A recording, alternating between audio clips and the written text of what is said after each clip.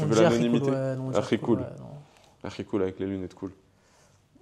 Moi, je trouve que c'est pas cool de s'appeler Archi cool, mais tranquille. C'est un nom de. Des erreurs de jeunesse. Ouais, voilà. Bah, marhaban, bienvenue. On est dans la même situation. On est en mode, on sort du territoire pour renouveler notre visa saoudien. C'est ça. Donc, tu habites à Médine. On en parlait Alhamdoulilah. juste avant. Je connais pas ton quartier, je connais pas trop mon quartier. Mais on est convaincu que nos quartiers sont super bien. Ouais. Alhamdoulilah. Alhamdoulilah, toi qu'on est à Médine, c'est Ouais. l'essentiel. Ouais, moi, ça me fait toujours peur de sortir de Médine parce que je pense tu sais, au hadith qui dit que Médine te purifie ou se purifie de toi. Voilà. Et ça me fait flipper parce qu'à chaque fois que je sors, je me dis purée, est-ce que je vais pouvoir y retourner? Ajib.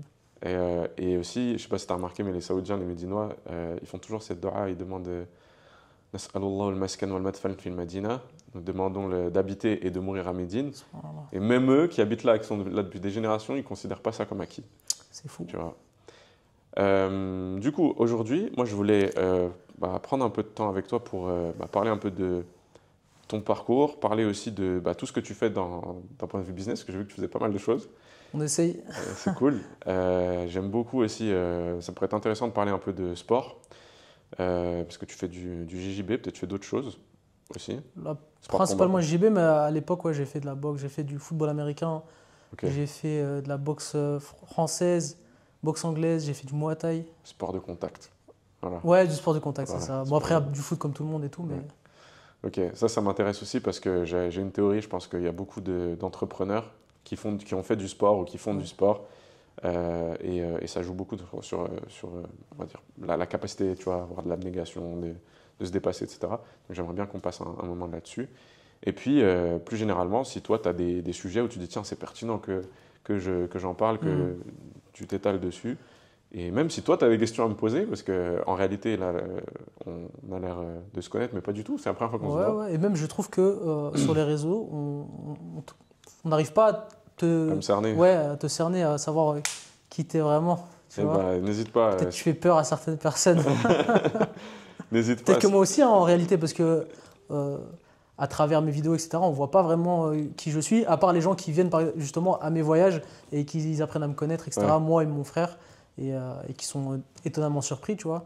D'ailleurs, j'ai juste, comme ça, je ne vais pas l'oublier, tu vois, j'ai une anecdote par rapport à ça, Bismillah. où il y a un gars qui est venu, qu'on a fait à Marrakech, la villa, et qui a dit ah, je pensais que vous étiez des frères. Mais ça veut dire quoi, des frères? Oui, on est des frères, on est ton frère, on est des musulmans comme toi. Mais en gros, parce qu'on porte la barbe, bah, il s'attendait à ce qu'on allait être, je sais pas, dur, pas marrant, j'en sais rien, tu vois. Ah, c'est ça Ouais, la ouais, définition des frères. ouais, pour lui, c'était ça, tu vois. Wesh. Donc j'étais vraiment surpris et après, par la suite, bah, justement, il a pu. Moi, c'est pour ça que j'ai commencé à faire des réseaux sociaux, en fait, tu vois.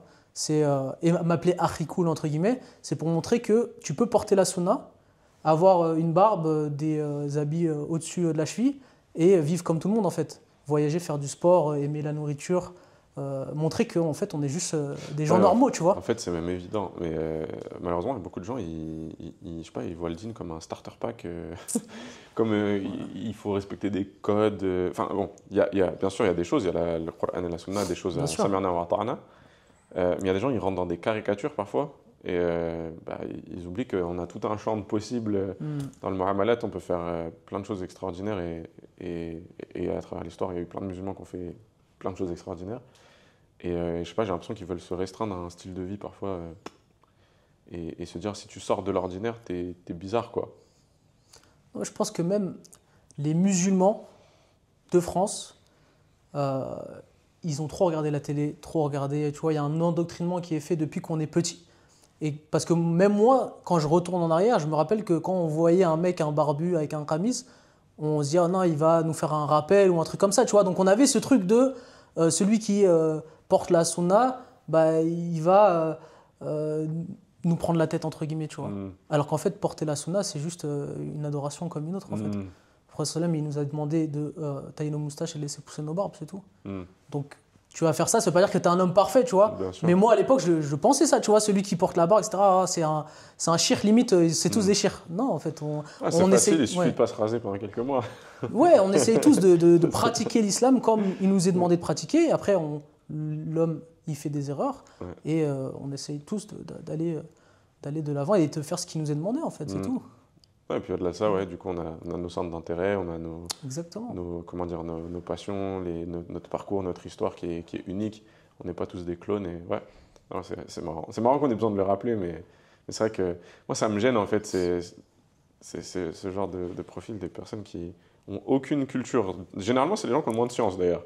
Qui n'ont aucune culture digne et qui veulent se dire, moi, je veux être dans cette team. Tu sais, comme les gothiques. Je me mets dans la team, je prends le pack complet, je vais avoir le vocabulaire caricatural, la tenue caricaturale et en fait, aucune culture, que ce soit dini, ilmi, mais aussi sur les autres domaines de la vie, quoi, de a'mal, quoi. Donc c'est dommage, mais bon, khair, Inch'Allah.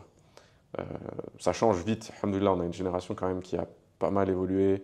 Moi, je trouve qu'il y a beaucoup de choses qui se font aujourd'hui. Tu sais, souvent, quand on commence à faire des projets, etc., on a l'impression qu'on est un peu en dehors du lot, mais en fait, tu te rends compte qu'il y a énormément de musulmans français, pour parler des Français en particulier, qui font des choses extraordinaires aujourd'hui, qui a je ne veux pas dire une renaissance, mais une petite renaissance, entre guillemets.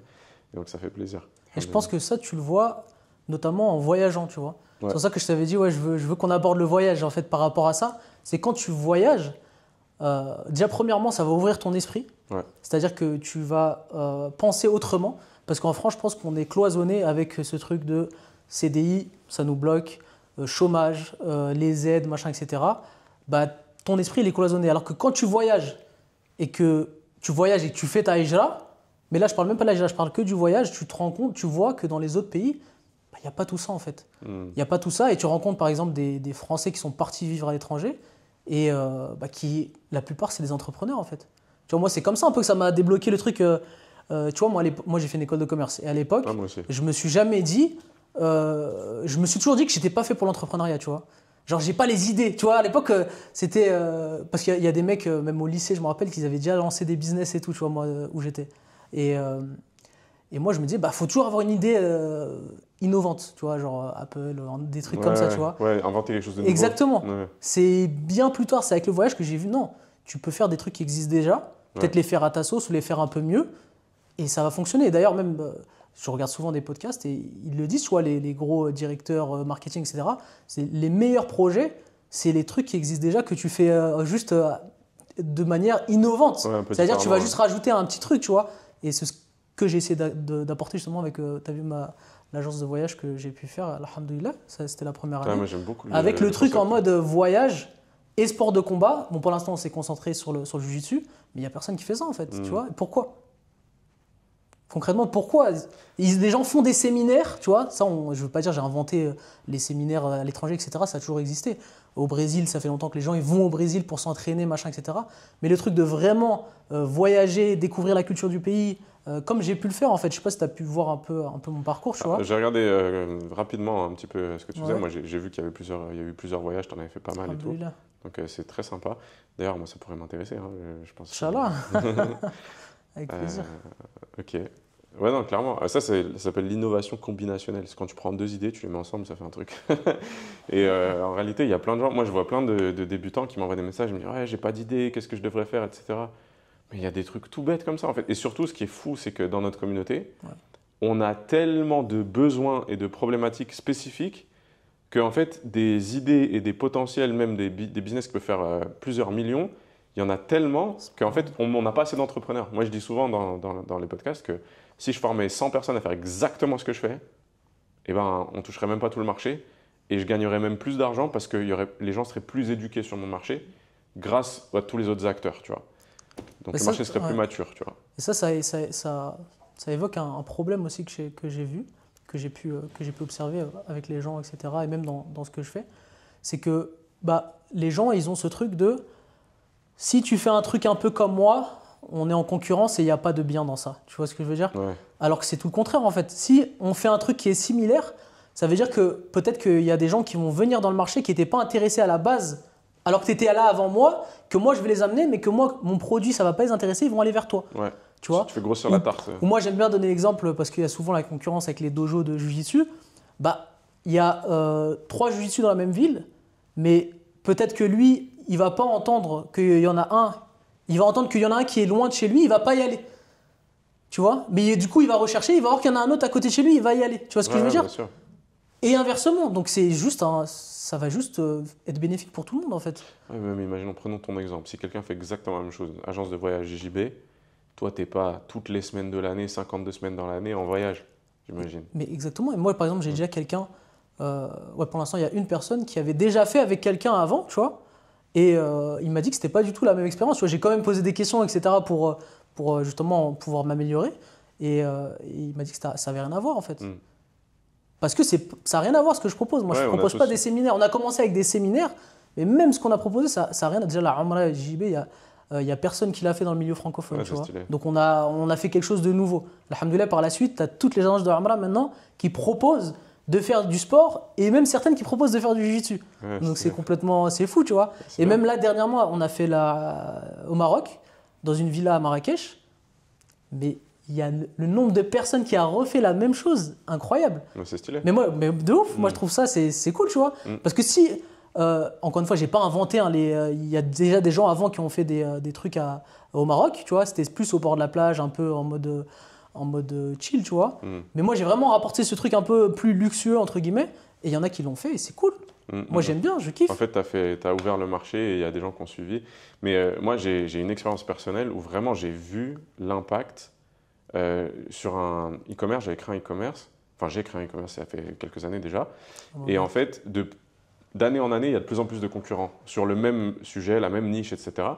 Sauf que je me rends compte que je profite du fait qu'il y ait plus de concurrents, donc plus d'éducation du marché, et donc que les gens savent exactement c'est quoi le problème, c'est quoi les solutions, et ils comparent, et généralement, en fait, ça fait grossir la tarte pour tout le monde. Au lieu de diviser la tarte, ça fait grossir la tarte, et ça veut dire, peut-être je faisais aucune communication, je travaillais même pas sur mon business, bah, d'année en année, je continue de croître juste parce qu'il y a de plus en plus de gens sur le business, tu vois. Et le jiu-jitsu, bah, tant que tout le monde ne fait pas du jiu-jitsu, eh ben, il y a une marge de progression, de croissance. C'est-à-dire que demain, il y a 50 boîtes qui font la même chose que toi, tu es presque sûr que tu feras plus de chiffre d'affaires qu'aujourd'hui si tu es tout seul et qu'il n'y a personne d'autre. Surtout que c'est un sport qui est vraiment en croissance. Et par rapport à ça, justement, j'ai fait, c'était l'année dernière, j'ai produit des kimonos, tu vois. Ouais. J'ai fait le design, machin, etc. Et pourquoi, à la base, j'ai fait ça, c'est marrant, tu vois. Je regardais les prix des kimonos, tout ça, je me disais, mais attends, tu vois, c'était des 100 balles, 120, 130, etc. Je me suis dit quoi? Je me suis dit, je vais regarder, ça coûte combien de faire un sample? Ça coûtait moins cher de faire un sample que d'acheter un kimono neuf. Un sample, c'est quoi? Un sample, c'est un... Un sample, ouais. un échantillon. Oui, un échantillon. Ouais. Et du coup, je me suis dit, bah, attends, je vais faire un échantillon. Ça va me coûter moins cher que d'acheter un kimono. Et comme ça, je vais voir. Bien sûr, j'ai cherché des fournisseurs. J'ai regardé le rapport qui a été pris, etc. J'en ai trouvé un qui était pas mal. Et ça me coûtait moins cher qu'un kimono que je devais acheter dans tous les cas. Et du coup, j'ai testé ça. J'en ai acheté un. Et après, j'ai vu qu'en fait, il y avait de la demande en Arabie, tu vois. Notamment à Médine, il y avait énormément de demande. Et pourtant, il y a une tonne de marques de kimonos.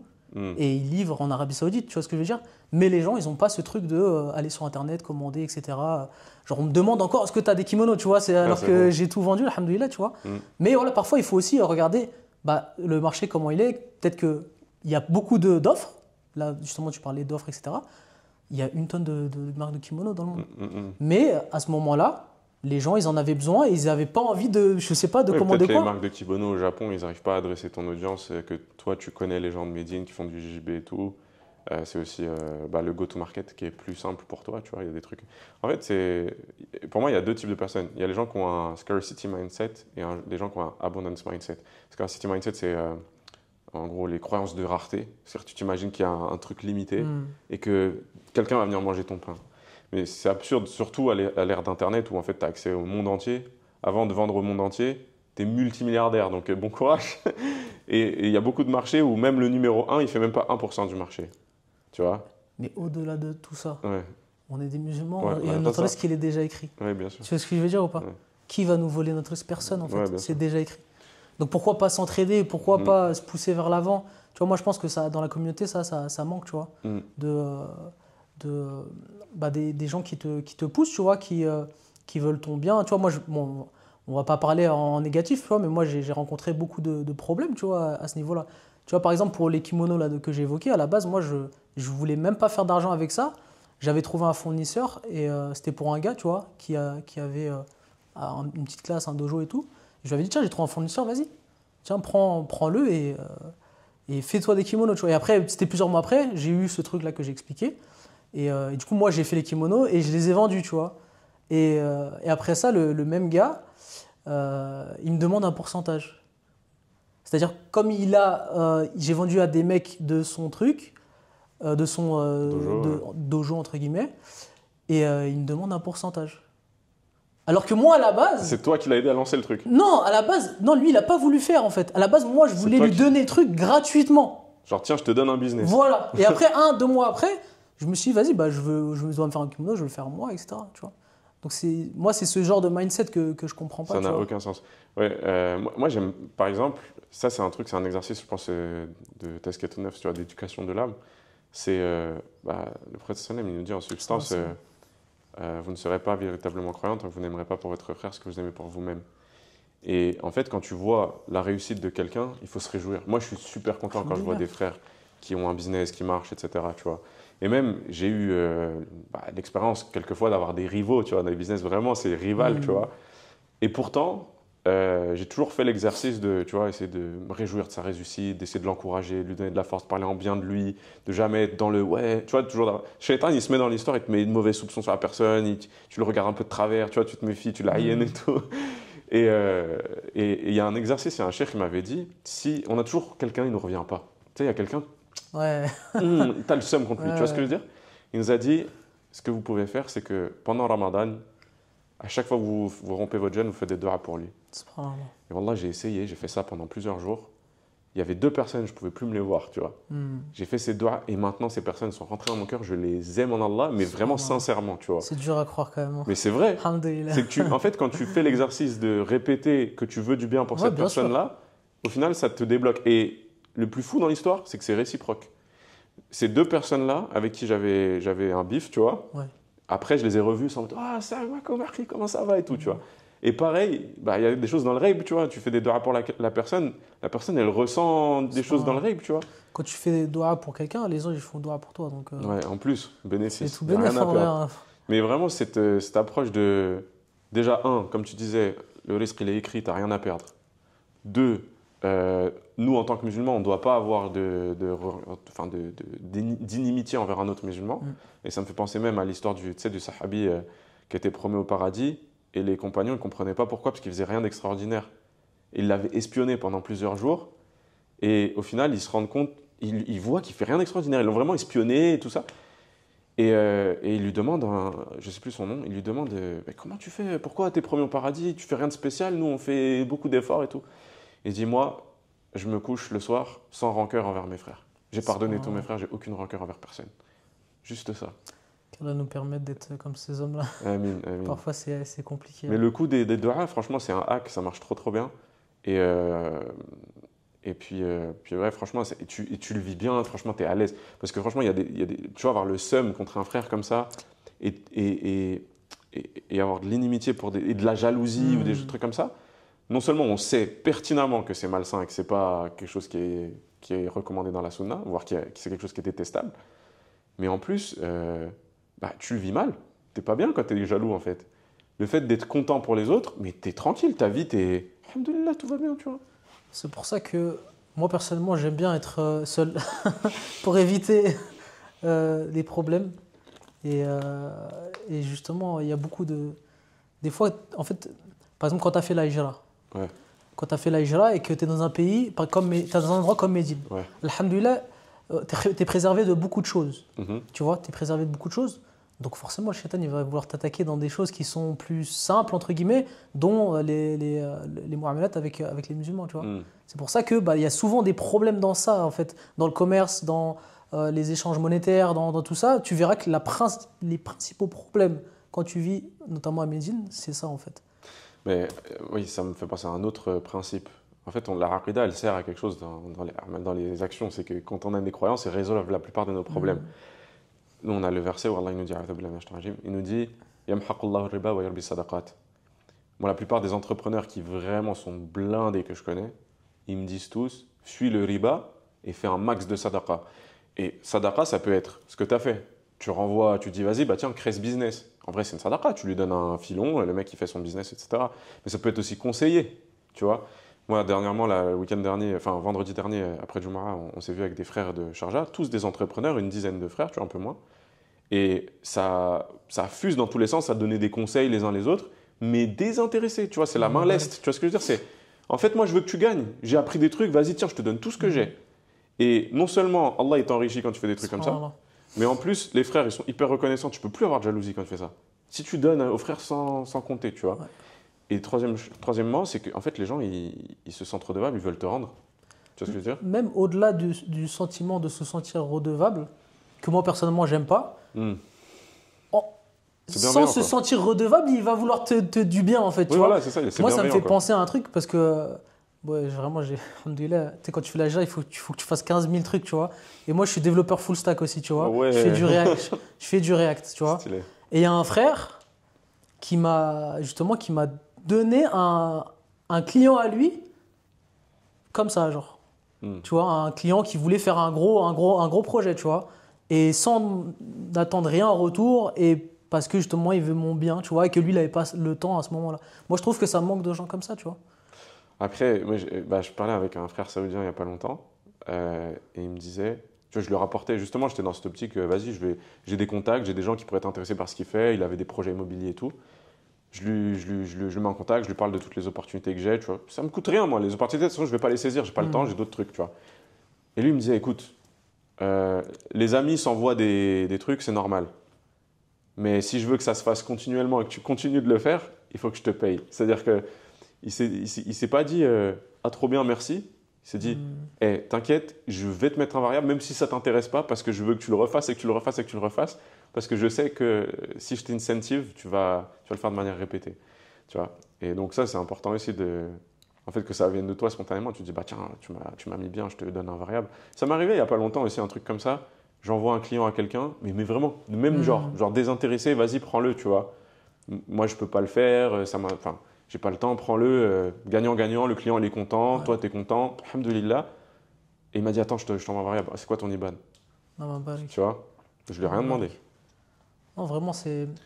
En fait, faut qu'on fasse comme il est demandé qu'on fasse, qu'on voit le comportement avant, notre comportement avant d'apprendre notre religion, tu vois. C'est-à-dire que ça fait partie du bon comportement. Bien D'être sûr. bien avec ses frères, de vouloir pour son frère ce que tu veux pour toi, tu vois. Et Mais c'est même à l'objectif. Et le prophète, il nous dit, je répète le hadith, hein, tu seras pas ouais, véritablement croyant tant que tu n'aimes pas pour ton frère ce que tu aimes pour toi-même. Si tu n'es pas à ce niveau-là, subhanallah. bah, tu as des problèmes, frère. Je veux dire, ça craint. Après, il faut faire djihad Kalam- nefs, hein. On est tous des Kalam hommes. Jit. Et amin. Amin. Et du coup, bah, qu'est-ce que tu fais vraiment? Parce que moi, je comprends pas. C'est quoi ton truc? Ouais. Tu fais des formations, c'est ça? Alors moi j'ai plusieurs activités. Non, bah, Ça fait à peu près 8 ans que je suis entrepreneur, donc j'ai fait pas mal de trucs. J'ai commencé, j'étais freelance consultant dans les startups, e-commerce, etc. Donc, dans le domaine qu'on appelle le growth hacking. Donc en gros c'est que je fais de la croissance pour les entreprises. Donc j'ai eu des résultats assez intéressants. Premier site de e-commerce j'ai accompagné, on est passé de 300 000 euros à 1 million d'euros de chiffre d'affaires en 2 mois. Non, bah, Il y a eu une startup après que j'ai accompagnée, on a fait x6 en 5 mois. Voilà, donc j'ai fait des prestats comme ça. Après, moi, j'ai lancé. Un jour, il y a un frère, il m'a piqué, il m'a dit si t'es si bon en croissance, pourquoi tu fais pas toi-même? Et moi, j'avais un peu ce syndrome d'imposteur, de Ouais. je veux pas le faire moi-même, je le fais pour les autres, j'ai des compétences et tout. Et en fait, je l'ai fait moi-même. Et j'ai commencé à le faire pour un e-commerce et tout. Ça a bien marché, alhamdoulilah. Alhamdoulilah. Ça fait plusieurs années, c'est l'e-commerce dont je te parlais tout à l'heure. Ça fait plusieurs années, on a une belle croissance, alhamdoulilah. Et du coup, là, je me suis dit, j'ai atteint un milestone dans les e-commerce. Je me suis dit, non seulement j'ai envie d'enseigner à ma communauté, de transmettre, etc., pour qu'on ait une communauté d'entrepreneurs qui fassent des grandes choses. Je souhaite ce qui m'arrive à d'autres gens, puis ça m'a aidé à faire la hijra, tout ça, tout ça. Et puis en même temps, je sais et je suis conscient que les accompagnements en ligne, c'est un des meilleurs business models d'Internet.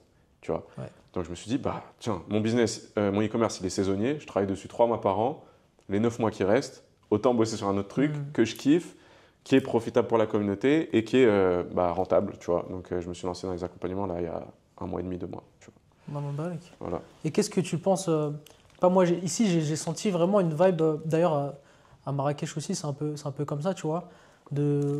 L'appât du gain, en fait. Tu vois, quand tu es un e-commerçant, tu veux toujours faire plus.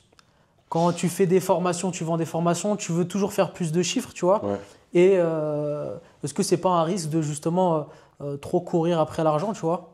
Tomber dans le hack comme Ouais, exactement. Alors, c'est vrai, moi, c'est une question qu'il faut se poser régulièrement et de ne pas oublier c'est quoi le but de notre vie et tout. Moi, je suis piqué par la performance, tu vois. J'aime beaucoup, tu vois, toujours l'istihsan, tu vois, chercher à devenir le meilleur, à être performant et tout ça.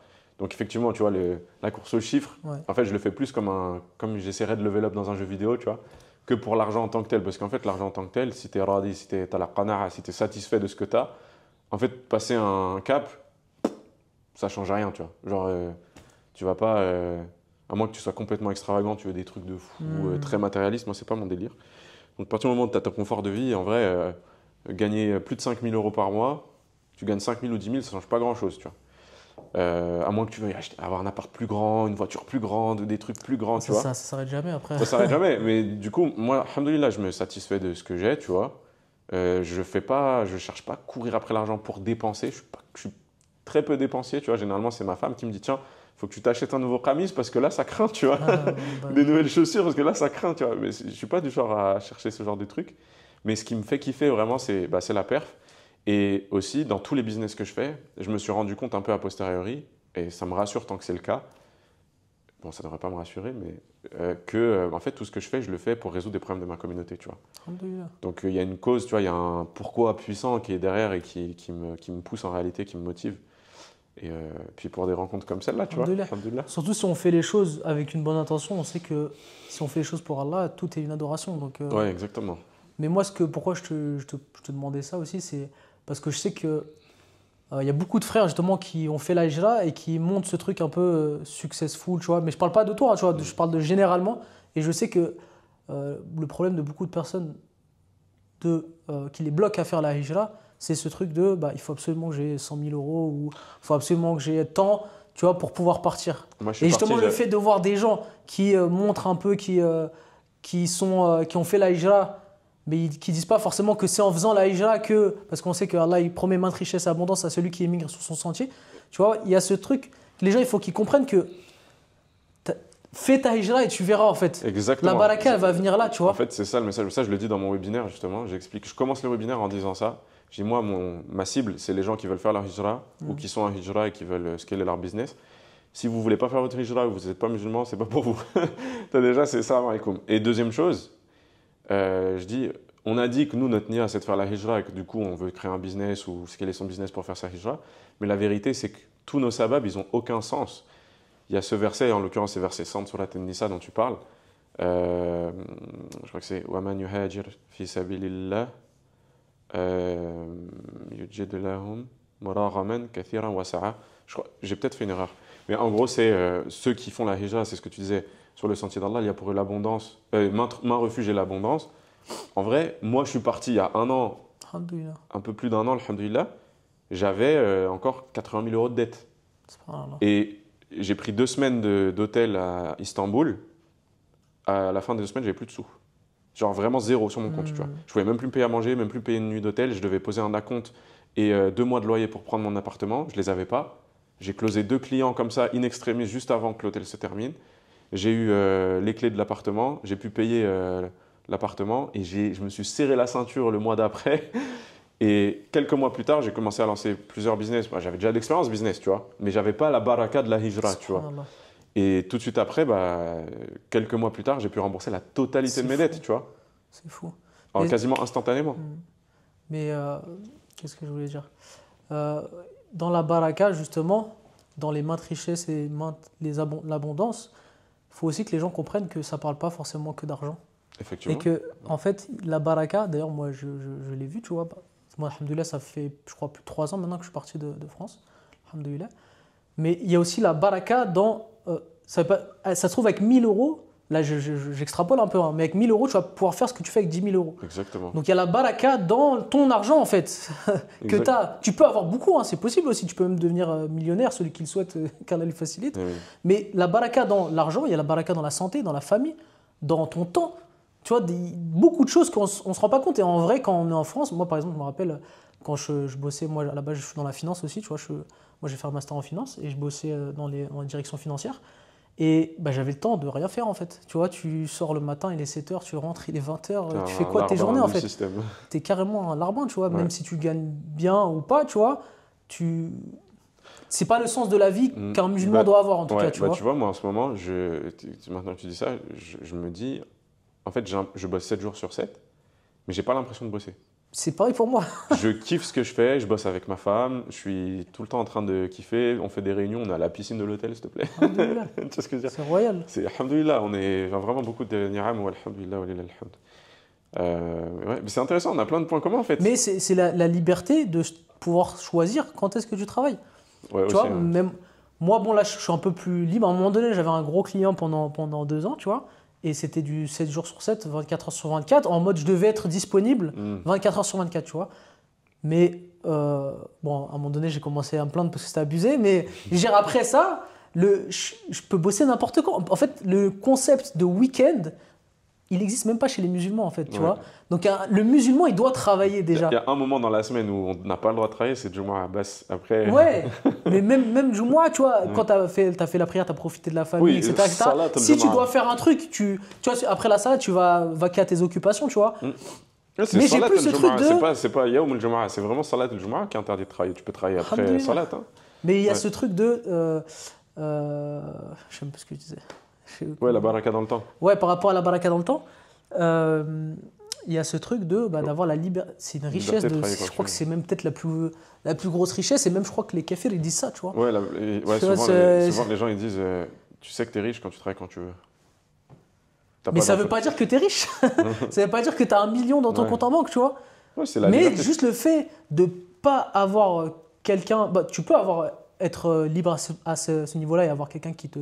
au-dessus de toi, un manager, etc., être en freelance ou quoi que ce soit.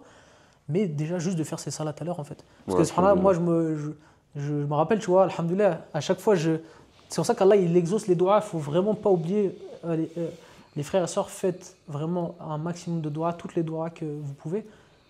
Tu sais, tu as toujours ce truc, tu augmentes à chaque fois. Et subhanallah, Allah, il m'a toujours, alhamdoulilah, donné, peut-être pas immédiatement, mais moi, je me rappelle cette doua de vivre à Médine. Je l'avais faite il y a très longtemps, tu vois. Mais c'est pas venu directement, tu vois. Moi aussi, c'est marrant. Et je pensais que c'était impossible, tu vois. Moi, je connaissais personne qui habitait à Médine sans être étudiant. Ouais. Tu vois, donc à la base, moi, j'avais fait un VIE en Thaïlande, tu vois. J'ai travaillé en Thaïlande. J'étais contrôleur financier. Enfin, j'étais un peu le DAF du truc, tu vois. Et alhamdoulilah, j'étais très bien, tu vois. Maison de fonction, voiture de fonction, maison piscine royale, tu vois. Et là-bas, bah déjà, c'était un peu mieux parce que j'arrivais à faire mes prières. Tu vois, j'avais la réunion. Bah, j'ai toujours, alhamdoulilah, j'ai vraiment toujours pu faire mes prières. Moi, la prière, vraiment, ça n'a pas, alhamdoulilah, en tout cas, de ce que je me souviens, depuis que je suis jeune, ça a été prioritaire, tu vois. Et je pense que ça, c'est important parce que tu as des gens, par exemple, qui font des péchés, etc. et disent non, je ne peux pas prier, etc. Non, c'est prier qui va t'éloigner des péchés, en fait, et qui va te permettre de.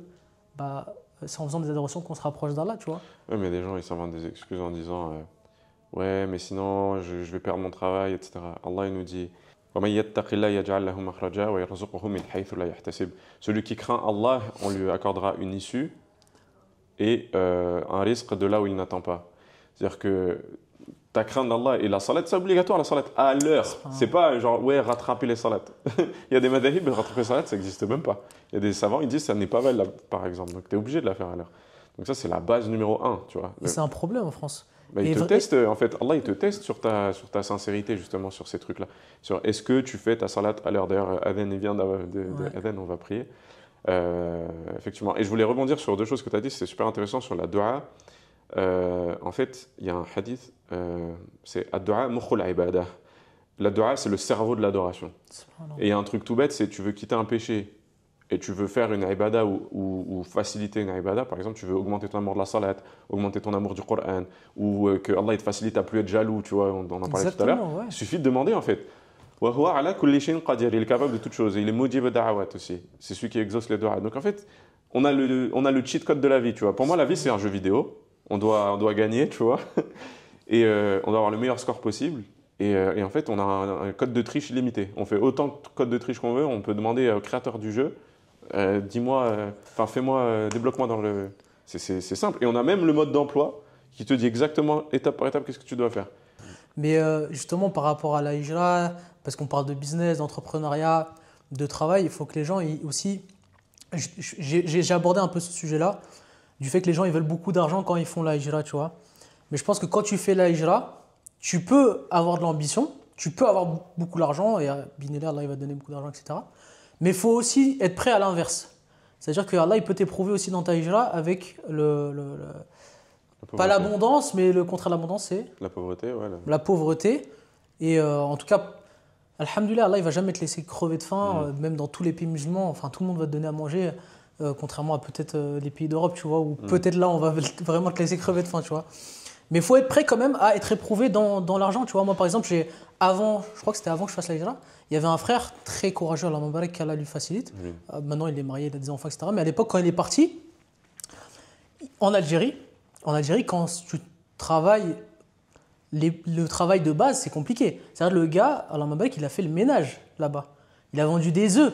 Tu vois, c'est des trucs que tu ferais même pas en France, tu vois. Mais pour préserver sa hijra, il l'a fait, tu vois. Moi, je dis pas que, bien sûr, tu vas devoir faire ce genre de choses, mais il faut être prêt à, par exemple, être payé comme un local. Tu vas en Algérie, il faut que quand tu fasses ta hijra, bien sûr, Binellah, ça va pas t'arriver, hein, mais que tu sois prêt à travailler pour 400 € pour préserver ta hijra. Moi, personnellement, je pense qu'il faut être prêt à ça quand tu fais la hijra. Ça veut pas dire que ça va t'arriver, hein, mais au moins psychologiquement, même si tu gagnes 800 €, tu vas dire « Alhamdoulilah ». Tu vois, ça me permet de préserver ma hijra, tu vois. Moi, je pense qu'il y a aussi un problème dans le fait de vouloir accumuler avant de partir. C'est que, en fait, on pense se reposer sur nous ou se reposer sur notre argent, alors qu'on devrait se reposer uniquement sur Allah. Exactement. Et pas il y a une dua qui parle de ça. Pas même le clignement d'un cil ou le clignement d'un œil. On devrait se reposer sur nous et sur nos sabab, entre guillemets. Et pareil, tawakkul, c'est une cause de l'augmentation du risque. Ça, il y a un verset qui nous parle de ça, je ne connais pas par cœur, mais qui nous parle du tawakkul comme une cause de l'augmentation du risque. En fait, je pense que peu importe, en fait, de comment tu pars, est-ce que tu pars avec de l'argent, sans argent, ou prêt, en voulant être riche ou en acceptant d'être pauvre, la finalité, c'est qu'on doit se reposer uniquement sur Allah, tu vois. Et c'est une erreur, il y a beaucoup de gens qui pensent ouais, combien il faut mettre de côté pour faire la hijra. Bah, 0, en fait. Tu prends un avion, tu t'en vas. Surtout que la plupart des gens, justement, ils vont se baser sur ça et au final, ils vont se retrouver à retourner en France. Moi, personnellement, je ne l'ai pas vécu, mais j'ai vu beaucoup de gens, ça fait 10-15 ans qui ont fait la hijra. Ils m'ont dit que la plupart des gens qui sont retournés en France, c'est ces gens-là qui se basaient sur une somme. Et en fait, on sait que ce n'est pas conseillé de. Tu as une somme, tu regardes tout le temps ton compte en banque, oh, j'ai 15 000, là j'ai 10 000, là j'ai. Non, il y a la baraka même dans ça, en fait. Regarde pas, bien sûr, si tu as besoin de regarder parce que tu as des trucs que tu regardes. Mais ne reste pas focus sur ça. Allah, il va te mettre la baraka, vraiment. Il va te mettre la baraka. Par exemple, moi, je disais, voilà, à l'époque, je travaillais dans la finance. Moi, depuis que j'ai fait la hijra, j'ai jamais trop retrouvé d'opportunités dans la finance. Pourtant, mes études, c'est dans la finance. Moi, en partant, alhamdoulilah, je me suis formé, j'ai fait un équivalent bachelor en informatique. Du coup, j'ai eu des opportunités dans le développement web. Je fais du React, etc. Il y a du taf dans la finance à Riyad. Mais bon, c'est pas mieux. À Riyad. Mais après, le problème, c'est que l'Arabie Saoudite, justement, il y a beaucoup de gens qui pensent qu'il y a des opportunités, etc. Il y a des opportunités, mais moi, j'ai pas des opportunités de fou quand tu as 8-10 ans d'expérience, par exemple, tu vois. Là, tu es payé en finance, là, tu es 15 000 € par mois, tu vois, c'est un truc de ouf. Mais t'es gentil. Hein. Moi, j'ai entendu des salaires. Ouais, peut-être plus. C'est délirant. C'est possible. Moi, j'ai un ami qui bosse en finance à Riyad. Il est en M&A. Fusion acquisition. Non, oui, private equity, pardon, pas M&A. Et il y a sûrement du M&A dedans. Mais ouais, les salaires sont fous. Pareil, il y a des gens qui travaillent en conseil, en stratégie. Mais dans le temps. Ouais. C'est quoi ces heures de travail, tu vois ce que je veux dire? Oui, après, c'est surtout dans les pays arabes, parce que les gens, ils idéalisent ça. Et moi, j'avais ce truc-là avant de faire la hijra, j'étais dans le truc en mode, faut que je trouve un truc à 8 000 € par mois minimum aux Émirats, sinon je pars pas. J'ai été dans ce truc-là, c'est pour ça que j'aime bien parler de ça et donner un peu mon expérience, parce que j'ai pensé comme ça, tu vois. Mais alhamdoulilah, Allah il m'a facilité et il m'a permis de penser autrement et juste de partir en fait. Et après, j'ai eu d'autres opportunités. Comme je disais, j'ai pas travaillé dans la finance, mais j'ai eu des opportunités c'est pour ça qu'il faut capitaliser aussi sur tes expériences, sur ce que tu sais faire. Par exemple, j'ai fait un compte Instagram, Harikool, machin. Ça m'a donné des opportunités. J'ai fait des rencontres. J'ai fait du community management, alors qu'à l'époque, je me rappelle quand j'étais en école de commerce, je me disais le community management, c'est claqué, tu vois. Et j'ai fait du community management, tu vois, et alhamdoulilah, j'étais content de le faire à ce moment-là, tu vois. Le jiu-jitsu, j'ai capitalisé sur ça de fou, alhamdoulilah. Même aujourd'hui, à Médine, je donne des cours privés de jiu-jitsu. Trop bien. Tu vois, donc, faut capitaliser sur tes connaissances, sur tes compétences, sur tes expériences. Tu vois, le voyage, l'agence de voyage, en final, j'ai capitalisé sur mes expériences de voyage. Et puis il y a plein de compétences qui se développent en moins de 2 mois, donc il faut arrêter de se trouver des excuses. Ah, j'ai besoin d'avoir 10 ans d'expérience pour avoir des compétences que je peux rémunérer. Frère, focus-toi sur un truc, tu apprends 2 mois une compétence, tu peux déjà le vendre en fait, faut arrêter. Et même en pratiquant, par exemple, le montage. Moi, alhamdoulilah, ça fait maintenant fais des trucs, 3 en ans, fait. tu vois, que Ouais. j'ai commencé par YouTube. À l'époque, j'étais en Algérie et ça avait bien marché, tu vois. Tu montes des vidéos même gratuitement, tu vois. Et au bout d'un moment, ça va t'apporter des choses. Moi, sur Instagram, c'est quand j'ai commencé à faire des vidéos, j'étais au Japon. Et après, ça a commencé à bien marcher sur Instagram. Et je me suis dit quoi? Je vais capitaliser sur ça. J'ai fait un e-book, le guide halal du voyage au Japon. Alhamdoulilah, j'ai vendu et je me disais à l'époque, mais pourquoi les gens achètent des e-books, etc.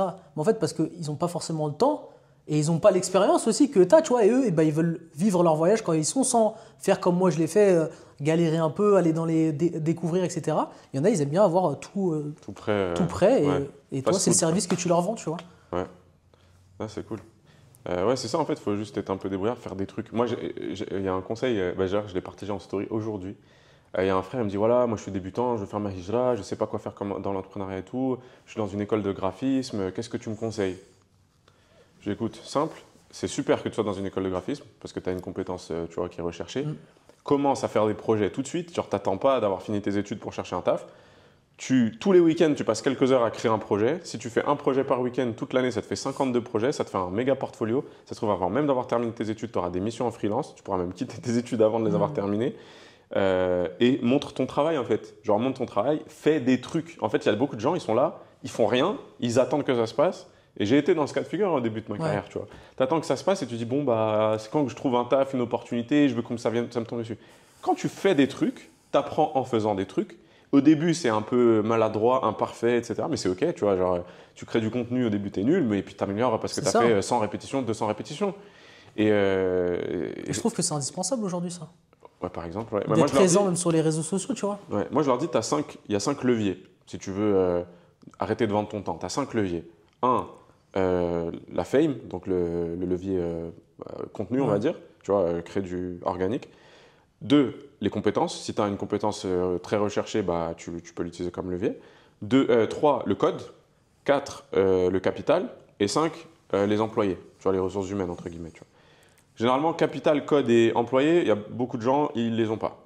Tu vois, à moins que tu sois développeur full stack en React comme Archicool. Mais sinon, développer des compétences, apprendre un peu tous les jours. Je dis aux gens, moi, lis 20 minutes par jour tous les jours, tu liras 52 livres par an. Ça fait un livre par semaine. 20 minutes par jour, c'est rien du tout. Mais ça, c'est de la discipline. Ouais, mais 20 minutes par jour, qui peut me dire j'ai pas 20 minutes pour monter en compétence pour devenir entrepreneur? Qui? En réalité, c'est facile à dire. Et facile à faire. Pour toi, peut-être. Mais pour d'autres personnes, moi, je sais que pour certaines choses, je sais que je me dis il faut que je fasse ça 30 minutes par jour et je le fais pas. Non, alors que si on te donne. C'est parce que c'est pas ta priorité. Mais quelqu'un qui te dit ma priorité, c'est faire la hijra, c'est devenir entrepreneur. Oui, bien sûr. Mais juste get your priorities straight, tu vois, genre repriorise et c'est tout, tu vois, genre. C'est pour ça que c'est important de noter en fait. C'est vrai que je le fais pas, mais je le fais de temps en temps. Et c'est vrai que quand je le fais, bah, je me sens obligé de faire ce que j'ai écrit, tu vois ce que je veux dire. Mais il faut le faire vraiment. Et il y a des grosses têtes qui sont à des gros postes, à des gros postes stratégiques, etc., qui le font. Et comme tu as dit, s'entourer aussi des bonnes personnes. Il y en a, ils ont peur de ça, de s'entourer des personnes qui sont plus compétents qu'eux, meilleurs qu'eux. Et je l'ai vécu, hein, ça.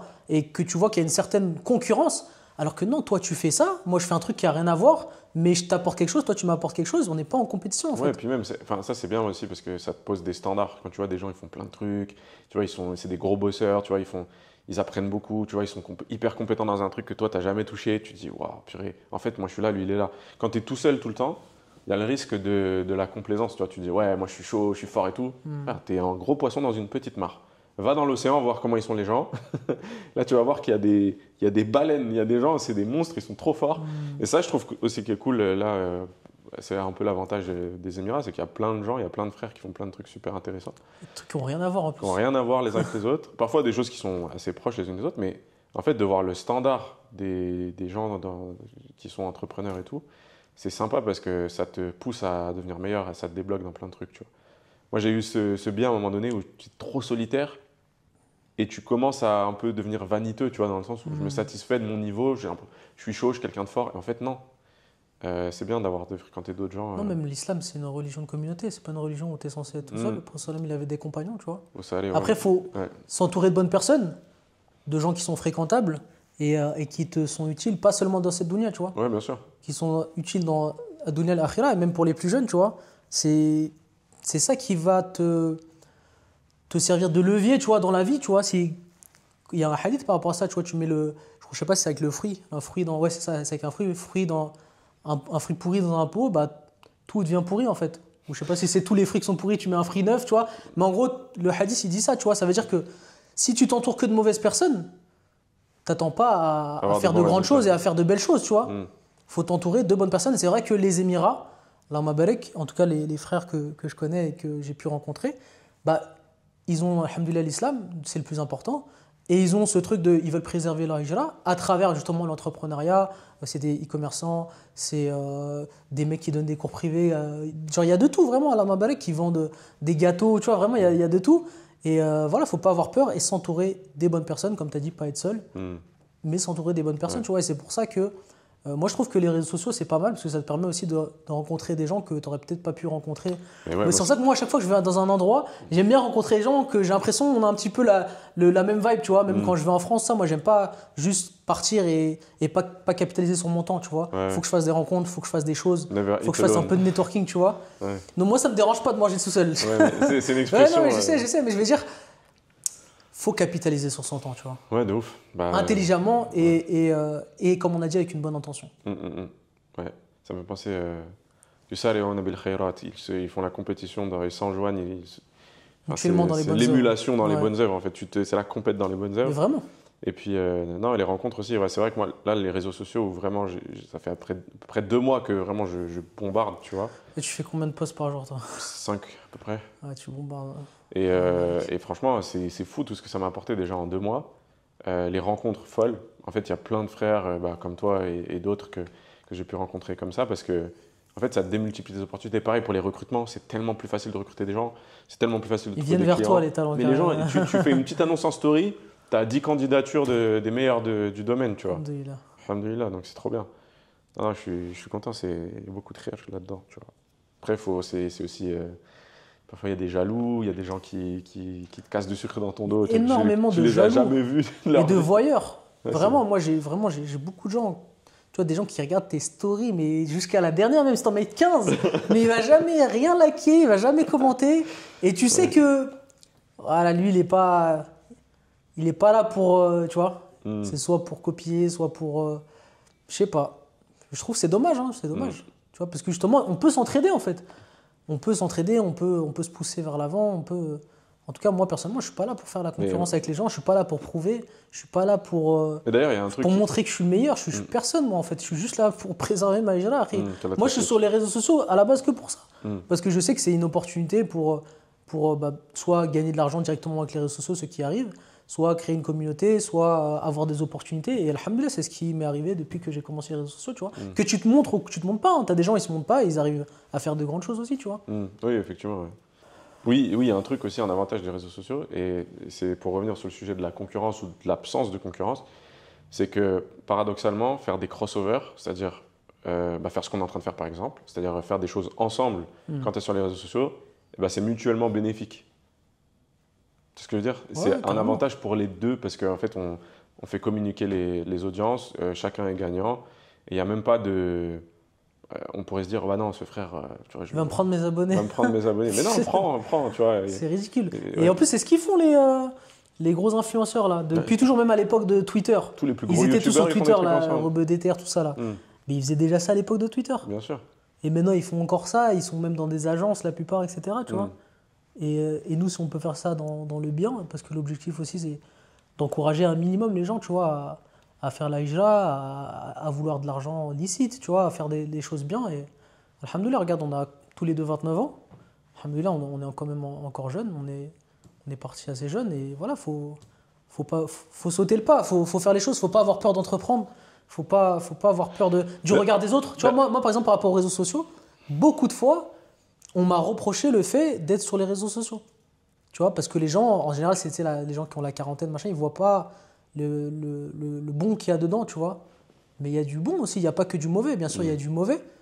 Mais nous, on essaye, Inch'Allah, de rapporter du monde. Tu vois, par exemple, moi, quand je vois des gens à Médine qui me disent « Ah, mais c'est pas toi qui a fait les vidéos nanana, au Japon, je sais pas quoi ». Le mec, c'est un Taleb El-Ilm, ça fait 25 ans. Il est grave connu. Il monte pas sa tête, tu vois, mais il est grave connu. Il y a plusieurs personnes comme ça qui me disent « Ouais, je montais mes vidéos la dernière fois. » Un autre mec, mes fils regardent tes vidéos, etc. Pourquoi? Il n'y a pas de musique, on voit pas de choses haram. Et c'est, alhamdoulilah, tu vois, c'est possible de faire ça. Bien sûr. Même si, bien sûr, si tu mets de la musique, si tu mets du machin, etc., tu vas exploser, tu vois. Mais moi, je m'en fiche, en fait, je suis pas là pour ça, tu vois. Comme je t'ai dit, moi, c'est pour me créer des opportunités, essayer de partager des choses, etc., tu vois. Mais voilà, faut pas avoir peur. Moi, là, je suis connu pour être un peu l'entrepreneur de Médine, tu vois, ou pour simplifier. Enfin, Je savais même pas que tu étais à un des Médine, moi, à la entrepreneurs de base. Médine, ouais, tu vois. Et ben, Ouais, l'autre jour, je descends de l'ascenseur, j'ai accompagné un frère, on avait fait un podcast aussi. Je descends de l'ascenseur dans l'hôtel, on est à Sharjah. Et il y a un frère qui me fait « Oh, le fameux Fatih !» Ah ouais. C'était un shir et tout, il vient et tout, il me fait « Comment ça va et tout, j'aime bien ce que tu fais, tout ça. » C'est fou, je me suis dit, ça m'est jamais arrivé avant. Mais bien sûr, je pense qu'il faut quand même, parce que je pense qu'il y en a certains, on voit des gros noms, etc., pas forcément du milieu francophone, qui prennent la grosse tête quand même, tu vois. Ouais, c'est vrai qu'Allah Et nous en ça, préserve. qu'Allah nous en préserve, tu vois, et c'est Moi, pour ça qu'il faut faire attention quand même. Ouais, j'ai travaillé en e-commerce avant même de créer du contenu, avant même de consommer quoi que ce soit comme contenu, parce que j'étais pas sur les réseaux et même là, j'ai pas Instagram sur mon téléphone. Ouais. Pour te répondre à tes messages, j'utilise le téléphone de ma femme qui a mon compte sur son téléphone, tu vois ce que je veux dire? Donc, moi, je consomme pas trop de contenu, j'essaye d'éviter pour pas perdre mon C'est temps. bien. Mais j'ai travaillé avec beaucoup d'influenceurs avant, pour justement les campagnes d'affiliation, etc. Ok. J'en ai des centaines, tu vois.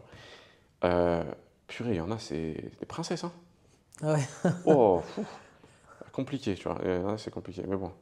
Qu'Allah nous préserve Amin. et qu'Allah nous guide Amin. tous, parce que ouais, c'est vrai que il peut y avoir des travers. Et puis même, il y a quelque chose aussi qui est très dangereux sur ce genre de milieu, c'est qu'il y a beaucoup de risques, tout ce qui est, tu sais, la starification, les MP un peu douteux, tu vois ce que je veux dire, les sœurs qui viennent dans les LP des frères, et souvent on s'imagine que c'est l'inverse, mais le nombre de frères qui m'ont raconté qu'il y a des sœurs qui arrivent et qui leur envoient des messages bizarres, tu vois. Subhanallah, ça faut s'en préserver, il faut faire très attention. Moi, c'est pour ça que ma femme, elle a mon compte, tu vois. Plusieurs fois, elle bloque des sœurs, hein, des trucs de fou, et je suis choqué, tu vois. Et je suis sûr qu'il y en a certains qu'elle me raconte pas. Fatiha le beau gosse. Ouais. Allah barik. Je vais mettre le niqab. Ouais, mais en tout cas, non, vraiment. Et il y a des frères, subhanallah, des frères m'ont raconté des histoires de fous. C'est même pas particulièrement des beaux gosses. Genre frère avec le crâne dégarni, avec un peu de bedaine, tu vois ce que je veux dire? Juste la fame, ça peut t'attirer des ennuis comme ça. Donc, qu'Allah nous en préserve. Amin. C'est le genre de choses. Moi, je recommande toujours qu'il y ait plusieurs personnes sur ton compte, tu vois. Non, mais barik, c'est un très C'est bon faire conseil. très ça. attention à pas trop garder le truc privé, fermé, où il n'y a que Non. toi qui. Non, dangereux. Franchement, dangereux. Non, non. Moi, il y a des salariés, des gens qui bossent avec moi qui ont accès, il y a ma femme qui a accès. Même moi, j'ai pas accès. C'est pas moi qui vois les messages. C'est en vrai premier. qu'il faut tu vois. utiliser les réseaux sociaux de façon intelligente. Ouais. Et j'avais écouté un podcast d'un mec la dernière fois, et il disait en mode faut que ton feed, c'est-à-dire si tu scrolls, faut que ce soit bénéfique pour toi ou ton commerce. Ça veut dire, je sais pas, par exemple, tu vends on va dire des voyages. Et tu vends des voyages, il faut que ton feed, ce soit que des trucs qui sont dans ton secteur. En gros, ça va te donner des idées pour des futures vidéos, pour des trucs, etc. Tu vois, c'est pas genre juste tu consommes, tu vois. Tu consommes et tu perds ton temps au final. Moi, ma conclusion sur ça, c'est. Ça fait quand même longtemps que les réseaux sociaux existent, mais ma conclusion, c'est qu'on ne tire pas beaucoup de valeur des contenus courts. J'essaye de me restreindre à lire des livres, écouter des podcasts. Et après, le contenu, je produis du contenu, mais je suis comme un dealer, je ne consomme pas ma cam. Tu vois ce que je veux dire? Non, c'est ça qu'il faut faire. Parce que, effectivement, tu apprends beaucoup de ce genre de contenu long. Les contenus courts, la vérité, c'est que 24 heures après, tu as oublié 90%, tu vois. C'est pour ça que peut-être j'ai regardé un petit peu tes KPI sur les réseaux sociaux, et sur YouTube en général la tranche d'âge elle est plus élevée parce que les vidéos sont longues et Plus mature. Ouais. exactement, et les gens sont pas sur YouTube pour la même chose que sur Instagram ou TikTok. Ah, TikTok, n'en parlons pas. Bon, on va s'arrêter là parce que moi j'ai un rendez-vous tout de suite. En tout cas, c'était trop cool. Dommage qu'on n'ait pas pu rester ensemble plus longtemps. Prochaine fois, Inch'Allah. Merci. Ouais, prochaine fois, on va refaire. Peut-être à Médine. Ouais, carrément. Et puis, dans tous les cas, je pense qu'il faudra que je passe dans tes cours de JB. Parce que Inch'Allah, avec plaisir. Klaufik d'être venu. J'espère qu'il y aura un épisode 2, peut-être un épisode 3. Il y a trop de choses à dire. Ouais, Inch'Allah.